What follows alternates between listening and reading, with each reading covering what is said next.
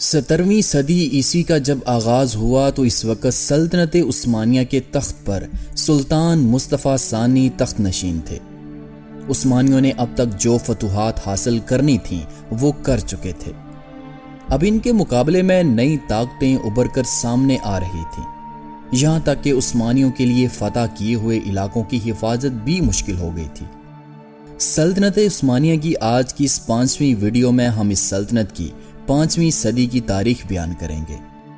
اب تک سلطنت عثمانیہ یورپ میں پے در پے فتوحات حاصل کرتی چلی آ رہی تھی، لیکن اس صدی کے آغاز تک عثمانیوں کی حالت انتہائی نازک تھی۔ عثمانیوں کے لیے فتوحات تو دور کی بات، بلکہ روس اور آسٹریا اس کے علاقوں پر حملے کر کے انہیں فتح کر رہے تھے۔ 17ویں صدی کے آغاز میں سلطان مصطفیٰ تخت عثمانیہ پر برجمان تھے۔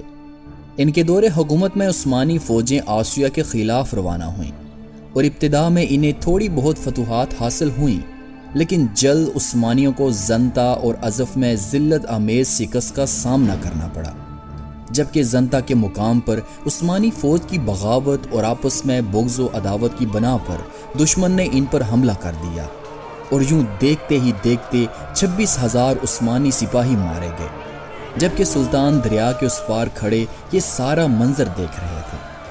پے در پے شکستوں کے بعد سلطان مصطفیٰ نے اہل یورپ کے ساتھ ایک صلح کی، جو کہ صلح نامہ کالووٹس کے نام سے جانی جاتی ہے۔ اس صلح کے تحت ازف روس کے قبضے میں چلا گیا اور روس کے ساتھ سلطنت عثمانیہ کی 30 سال کے لیے جنگ بندی کا ایک معاہدہ بھی ہوا، جبکہ آئندہ کے لیے آسٹریا ہنگری نے عثمانی سلطنت کو خراج دینا بند کر دیا تھا۔ اس معاہدے کے بعد سلطان کے خلاف قسطنطنیہ میں ینیچری فوج نے شدید احتجاج کیا اور سلطان کی واپسی پر انہوں نے سلطان کو قسطنطنیہ داخل ہونے سے روک دیا۔ سلطان اس وقت ادرنا شہر میں قیام پذیر تھے۔ ینیچری باغیوں نے سلطان سے مفتی فیض اللہ افندی کی معزولی کا مطالبہ بھی کیا۔ اس مطالبے نے جنوری 1703 عیسوی میں بغاوت کی شکل اختیار کر لی تھی، لیکن سلطان نے قسطنطنیہ پہنچنے تک معزولی کا فیصلہ ملتوی کر دیا، جس پر ینیچری سلطان کے خلاف ہو گئی۔ اس پر سلطان مصطفیٰ کو 1115 ہجری بمطابق 15 اگست 1703 عیسوی کو معزول کر دیا گیا۔ پھر باغیوں نے معزول سلطان کے بھائی احمد ثالث کو تخت پر بٹھایا۔ سلطان احمد ثالث کی تخت نشینی ینیچری کی بغاوت کا نتیجہ تھی، اسی لیے ینیچری نے اپنا پہلا مطالبہ مفتی اعظم فیض اللہ افندی کے قتل کا دیا اور مجبور ہو کر سلطان کو مفتی فیض اللہ افندی کے قتل کے احکامات جاری کرنا پڑے۔ سلطان احمد ثالث نے انگلینڈ، فرانس اور سویڈن کے بادشاہ چارلز سے اچھے تعلقات قائم کیے۔ سویڈن کا بادشاہ اس وقت روس کے ساتھ جنگ کر رہا تھا کہ اسے روس کے زار سے 8 جولائی 1709 عیسوی میں پلٹوا کے مقام پر شکست ہوئی اور چارلز بھاگ کر سلطنت عثمانیہ چلا آیا، جہاں سلطان احمد نے اس کا شاندار استقبال کیا، لیکن اس کی خواہش پر سلطان نے روس سے جنگ کرنے سے انکار کر دیا، کیونکہ روس اور سلطان کے درمیان 3 سالہ جنگ بندی کا معاہدہ تھا۔ لیکن روس اس معاہدے پر قائم نہ رہا، اس نے جنگی تیاریاں شروع کی اور اپنی فوجوں کے ساتھ نکل پڑا۔ ادھر مئی 1711 عیسوی میں صدر اعظم بلخجی محمد پاشا عثمانی فوجوں کے ساتھ دونوں فوجیں دریائے پرت کے کنارے پہنچیں۔ جنگ سے پہلے ہی روسی زار اور اس کی فوجیں عثمانیوں کی توپوں کے نشانے پر تھیں۔ روسی زار نے عافیت اسی میں سمجھی کہ عثمانیوں سے صلح کر لی جائے، چنانچہ یہاں عثمانیوں نے زار سے اپنے مطالبات منوائے۔ روس سے فارغ ہونے کے بعد سلطان احمد نے وینس کے خلاف دسمبر 1714 عیسوی میں جنگ کا آغاز کیا۔ یہ علاقہ گزشتہ معاہدے کے تحت وینس کو دے دیا گیا تھا۔ اس وقت عثمانی سلطنت انتہائی کمزور تھی، لیکن اب عثمانیوں کی طاقت قدرے بہتر تھی۔ چنانچہ صدر اعظم علی پاشا نے 1715 عیسوی میں 101 دنوں کی جنگ کے بعد تمام موریا پر قبضہ کر کے اسے سلطنت عثمانیہ میں شامل کر دیا، لیکن عثمانیوں کی یہ فتح آسٹریا کو ہضم نہ ہوئی۔ اس نے وینس سے اتحاد کر کے عثمانیوں کے خلاف جنگ کا اعلان کیا۔ گزشتہ شکستوں کے باوجود عثمانیوں نے 1.5 لاکھ فوج کے ساتھ آسٹریا سے جنگ لڑی۔ ابتدا میں انہیں کامیابی حاصل ہوئی، لیکن شہزادہ یوجین کے تازہ دم دستوں کے حملوں سے عثمانیوں کو شکست سے دوچار ہونا پڑا۔ پھر دوسرے سال 1717 عیسوی میں صدر اعظم خلیل پاشا کی سرکردگی میں عثمانی فوجیں پھر آسٹریا روانہ ہوئیں، لیکن اب کی بار پھر عثمانی اپنی کثیر تعداد کے ہوتے ہوئے شکست کھا گئے۔ اس شکست کے بعد عثمانیوں اور اہل آسٹریا کے درمیان ایک اور معاہدہ ہوا، جو کہ معاہدہ پساروویچ تھا۔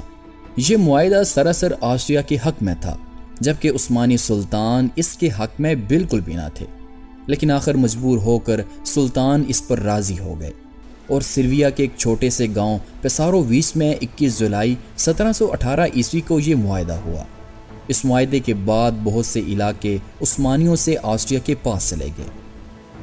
اسی دوران ایران میں شاہ عباس صفوی کے انتقال پر صفوی سلطنت زوال کا شکار ہونے لگی، جس پر روس اور عثمانیوں نے صفوی سلطنت کو آپس میں تقسیم کر لیا، لیکن جو علاقے عثمانیوں کے حصے میں آئے وہاں سے بغاوتیں ہونے لگیں، اور عثمانی فوجیں ان بغاوتوں کو کچلنے میں ناکام رہیں۔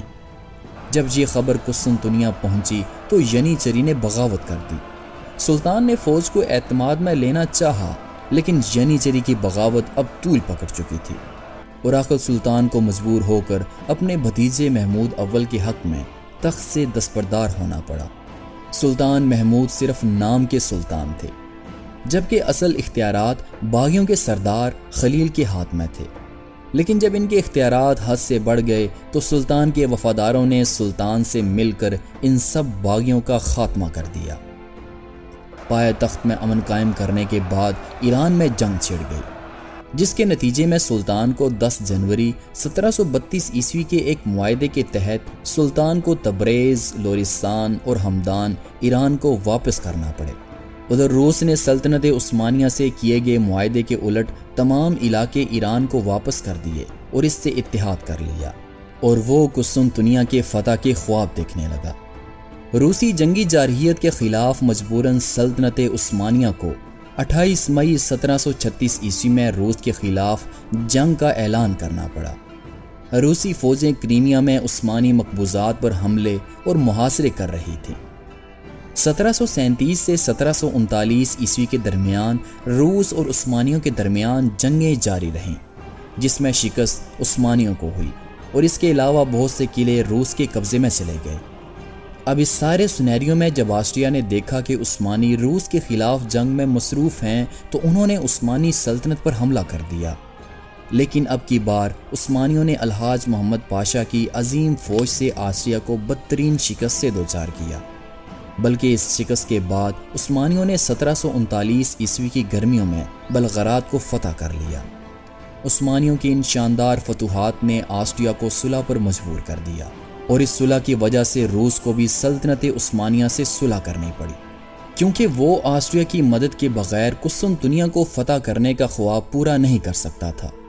اس معاہدے کے 6 سال بعد 1168 ہجری بمطابق 13 دسمبر 1754 عیسوی کو سلطان محمود اول کی طبعی موت واقع ہوئی۔ سلطان محمود کی وفات کے بعد ان کا بھائی عثمان ثالث تخت نشین ہوا۔ سلطان عثمان کا دور حکومت صرف 3 سالوں پر محیط تھا۔ ان کے دور حکومت میں کوئی خاص واقعہ پیش نہ ہوا، البتہ انہوں نے شاہی محل میں گانے بجانے پر پابندی لگا دی تھی۔ اکتوبر 1757 عیسوی میں سلطان عثمان ثالث کا انتقال ہوا۔ ان کے بعد تخت عثمانی پر سلطان احمد ثالث کا بیٹا مصطفیٰ ثالث تخت نشین ہوا۔ سلطان مصطفیٰ نے اپنے دور حکومت میں یورپ کے ساتھ امن رکھنے پر زور دیا، لیکن روس کی کریمیا اور پولینڈ پر بڑھتے ہوئے اثر و رسوخ کے پیش نظر عثمانیوں نے 1768 عیسوی میں روس کے خلاف جنگ کا اعلان کیا، لیکن پہلے کی طرح اس جنگ میں بھی عثمانیوں کو شکست کا سامنا کرنا پڑا۔ اس کے بعد سلطان مصطفیٰ ثالث 25 دسمبر 1773 عیسوی کو حرکت قلب بند ہونے کی صورت میں انتقال کر گئے۔ ان کے وفات کے بعد سلطان مصطفیٰ کا بھائی عبدالحمید اول تخت نشین ہوا۔ سلطان عبدالحمید اول نے اقتدار میں آنے کے بعد ینیچری فوج میں کافی اصلاحات کیں۔ ان کے دور میں روس نے کریمیا پر حملہ کر کے اس پر قبضہ کر لیا۔ اپریل 1799 عیسوی میں سلطان عبدالحمید اول کی وفات ہوئی۔ ان کے بعد سلیم ثالث تخت نشین ہوئے۔ آپ روس سے امن کے خواہاں تھے، سلطان نے یورپیوں کے ساتھ اچھے تعلقات کے لیے یورپی ممالک کے دارالحکومت میں اپنے سفارت خانے بنائے۔ سلطان سلیم ثالث کے دور کا اہم واقعہ مصر میں نپولین بوناپارٹ کا قبضہ اور وہاں فرانسیسی حکومت کا قیام تھا۔ عثمانی سلطان نے نپولین کے خلاف بہت سے لشکر روانہ کیے، لیکن عثمانیوں کو کوئی خاص کامیابی حاصل نہ ہوئی۔ غرض مصر پر فرانس کا قبضہ کئی سالوں جاری رہا۔